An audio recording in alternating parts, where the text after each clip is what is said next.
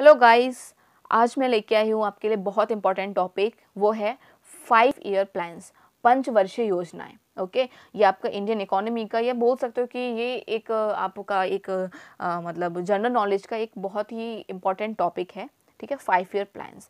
तो मैं इसका स्टार्ट करती हूँ। सबसे पहले मैं बताती हूँ कि प्लानिंग कमीशन 5 ईयर प्लान जो था वो प्लानिंग कमीशन के अंडर में आता था। ठीक है, तो प्लानिंग कमीशन मतलब कि प्लानिंग कमीशन जो था वो इंडिया को जब इंडिपेंडेंस मिली थी तो उसके बाद 1948 में एक कमेटी बनाई गई थी। उस कमेटी का नाम क्या था? Economic programme committee. ठीक है, तो उस कमेटी के जो चेयरमैन थे वो कौन थे? आपके जवाहरलाल नेहरू जी। तो जवाहरलाल नेहरू की चेयरमैनशिप में एक कमेटी बनाई गई। उस कमेटी ने रिकमेंड किया था प्लानिंग कमीशन का।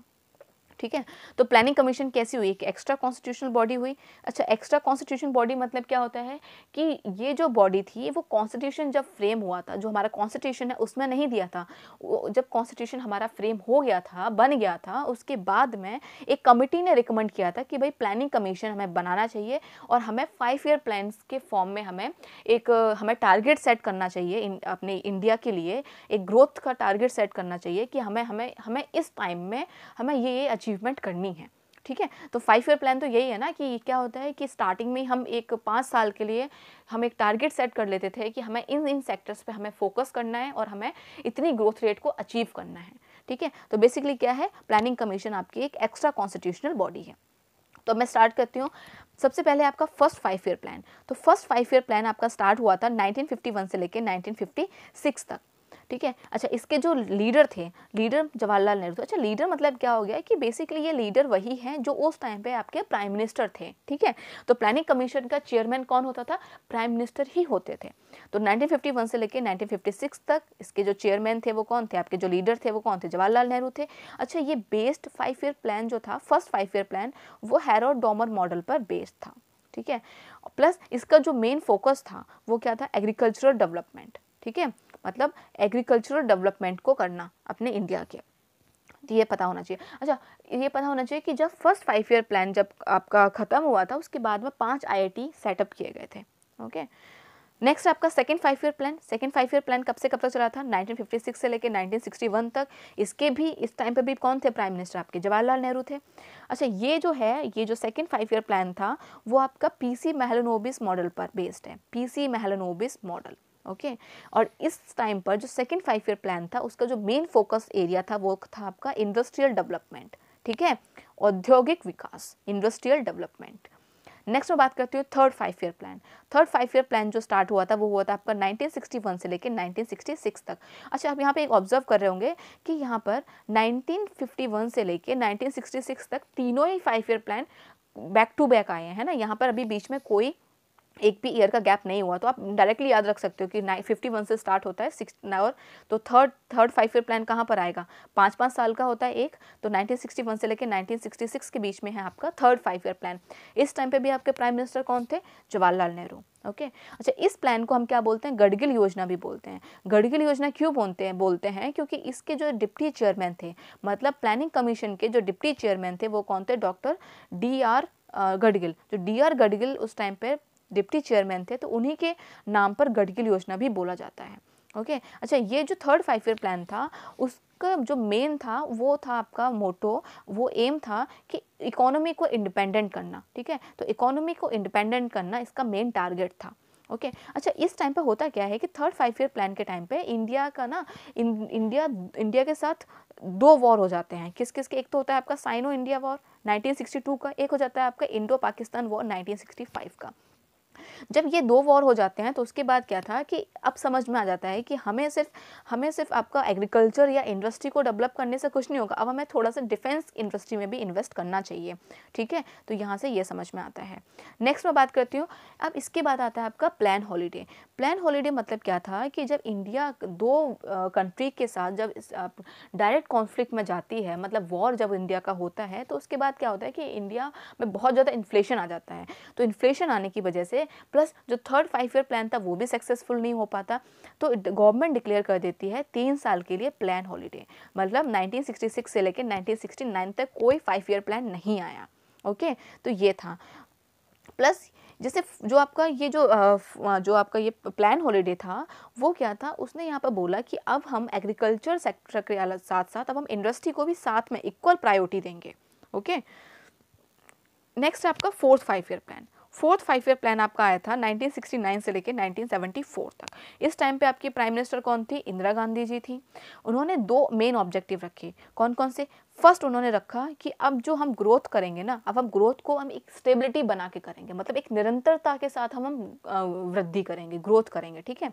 नेक्स्ट सेकंड उन्होंने क्या रखा कि अब वो प्रोग्रेसिव अचीवमेंट करेंगे सेल्फ रिलायंस की तरफ, मतलब अब करेंगे कि आत्मनिर्भरता की तरफ, है ना। कि अब जो उस टाइम पे क्या होता था कि जो वीट था, गेहूं भी हम बाहर से खरीदते थे, क्योंकि हमारे इंडिया में इतना प्रोडक्शन नहीं हो पाता था कि हम खुद के लिए भी हम गेहूं उगा सकें। तो इस 5 ईयर प्लान का क्या था, उन्होंने मेन रखा कि अब हम सेल्फ रिलायंस की तरफ ज़्यादा फोकस करेंगे। और यहाँ पर क्या होता है कि फोर्थ 5 ईयर प्लान के टाइम पे ही 14 मेजर बैंक्स को नेशनलाइज कर देती हैं, ठीक है। प्लस ग्रीन रेवोल्यूशन स्टार्ट हो जाता है। तो ग्रीन रेवोल्यूशन स्टार्ट होने का मतलब ही है कि सेल्फ रिलायंस, मतलब आत्मनिर्भरता की तरफ एक उन्होंने एक स्टेप लिया। ओके, और 1971 में जो वॉर हुआ था आपका, जिसको हम बांग्लादेश लिबरेशन वॉर भी बोलते हैं, वो भी हो जाता है आपका। Okay, plus fourth 5 year plan के टाइम पे ही आपका फैमिली प्लानिंग को भी बहुत ज़्यादा प्रायोरिटी दी जाती है, बहुत ज़्यादा, मतलब उसको इम्प्लीमेंट किया जाता है, ये आपको पता होना चाहिए। नेक्स्ट हम बात करते हैं फिफ्थ 5 ईयर प्लान। तो 5वीं पंचवर्षीय योजना कब से कब तक थी? 1974 से लेकर 1978 तक। ये आप देख रहे होंगे यहाँ पे ये सिर्फ 4 साल के लिए दे रहे हैं। रीज़न क्या था? क्योंकि रीज़न ये था कि इसके बाद क्या होता है कि जो इंदिरा गांधी जी थी वो अपना मतलब वो हट जाती हैं, ठीक है, वो प्राइम मिनिस्टर नहीं रहती, मतलब उनकी गवर्नमेंट हट जाती है, उसके बाद दूसरी गवर्नमेंट आती है। तो 1974 से लेकर 1978 तक, ये आपको पता होना चाहिए। अच्छा, इस टाइम पर उन्होंने स्लोगन देती हैं वो गरीबी हटाओ, ठीक है। क्यों? क्योंकि उन्होंने बोला कि भाई गरीबी हटाओ, एम्प्लॉयमेंट लेके आओ, एग्रीकल्चर प्रोडक्शन अच्छा करो और डिफेंस को मजबूत करो। क्यों? क्योंकि साइनो इंडिया वॉर के साथ देख चुके थे, जब 1962 में हुआ था कि हमारा डिफेंस सेक्टर जो है वो बहुत ज़्यादा डेवलप नहीं है। तो उन्होंने क्या किया, जब वापस से जब री इलेक्ट होकर आती हैं इंदिरा गांधी जी, तो उन्होंने क्या किया, उन्होंने गरीबी हटाओ का एक स्लोगन दिया, ठीक है। तो ये आपको पता होना चाहिए। अच्छा, फिर आता है रोलिंग प्लान। रोलिंग प्लान का मतलब क्या था कि जो फिफ्थ 5 ईयर प्लान था, उसके बाद आता है रोलिंग प्लान। वो आया था आपका 1978 से लेकर 1990 तक, ठीक है। तो 1980 में क्या होता है कि कांग्रेस ने रिजेक्ट कर दिया आपका जो रोलिंग प्लान था, ठीक है। उन्होंने क्या बोला कि भाई क्या होता है 1978 से 1990 तक हम रखेंगे रोलिंग प्लान।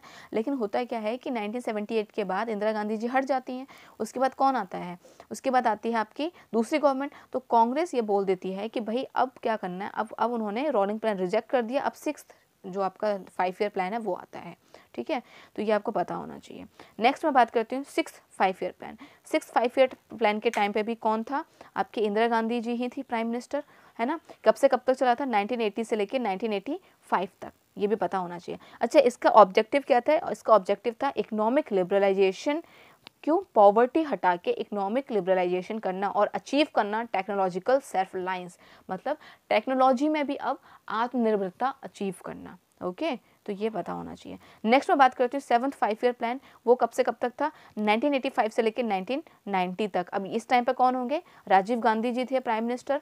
ओके, उन्होंने उस सबका वही था कि सेल्फ सफिशिएंट, सेल्फ रिलायंस बनना। तो सेल्फ सफिशिएंट किस चीज़ में बनना? इकोनॉमी में, अपॉर्चुनिटी और प्रोडक्टिव एम्प्लॉयमेंट में, मतलब कि एम्प्लॉयमेंट खुद से इतना लेके आना इंडिया में कि ताकि हर किसी को एम्प्लॉयमेंट मिल सके, कोई अनएम्प्लॉयड ना रहे, ठीक है। तो जब कोई अनएम्प्लॉयड नहीं रहेगा तो इकोनॉमिक जो सेल्फ सफिशिएंसी होगी वो ज़्यादा आएगी। तो ये भी पता होना चाहिए। प्लस क्या था कि जो राजीव गांधी जी थे उन्होंने पब्लिक सेक्टर के साथ साथ फर्स्ट टाइम ऐसा हुआ कि उन्होंने प्राइवेट सेक्टर को भी प्रायोरिटी दी। तो ये भी पता होना चाहिए। तो प्राइवेट सेक्टर को कौन से 5 ईयर प्लान में प्रायोरिटी दी गई, ऐसा भी आ सकता है।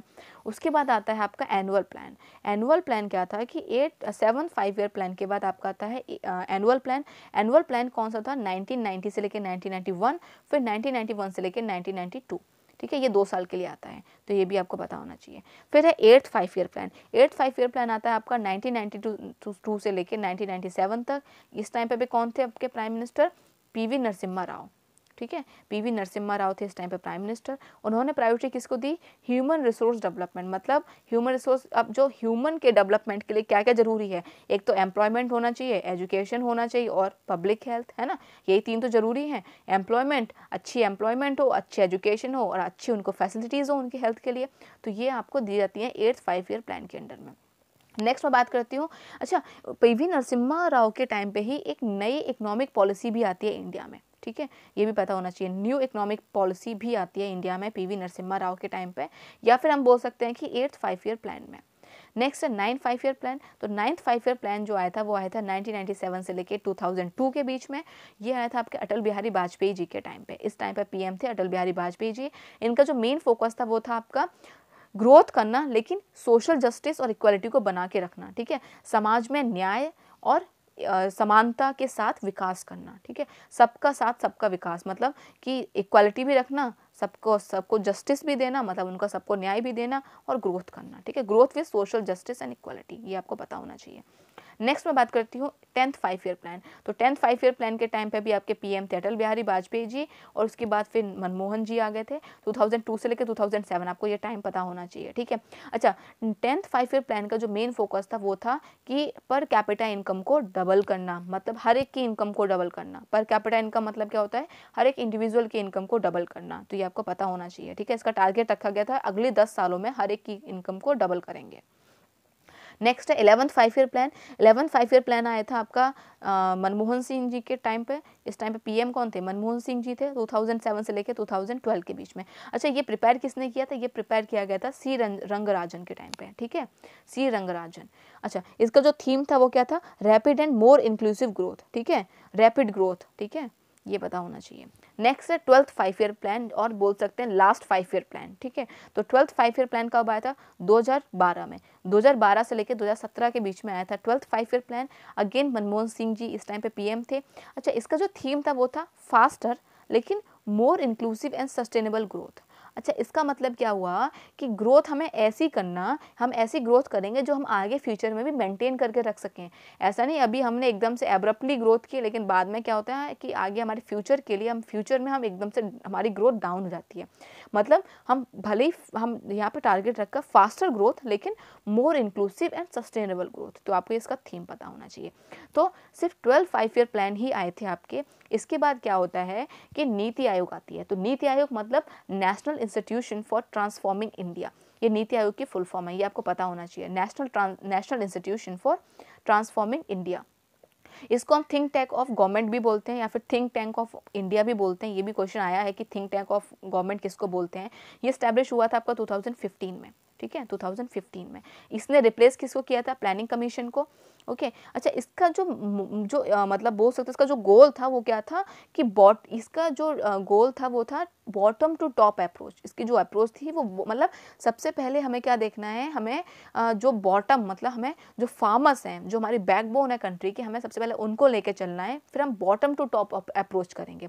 और जो प्लानिंग कमीशन था वो क्या था? टॉप टू बॉटम था, ये भी पता होना चाहिए, ठीक है। उन्होंने किस पे दिया था? मोस्टली उन्होंने दिया था कि उनका जो अप्रोच था वो था कि भाई हमें, अगर हमने इंडस्ट्रीज को पावरफुल कर दिया तो हमारी जो नॉर्मल जो लोग हैं, जो आम जनता है, वो भी पावरफुल हो जाएगी।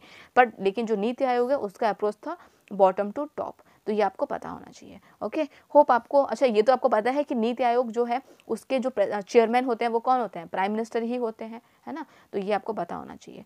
होप आपको ये वीडियो समझ में आई होगी। अगर समझ में आती है तो please like this video, share this video and do subscribe to my channel. Thank you so much.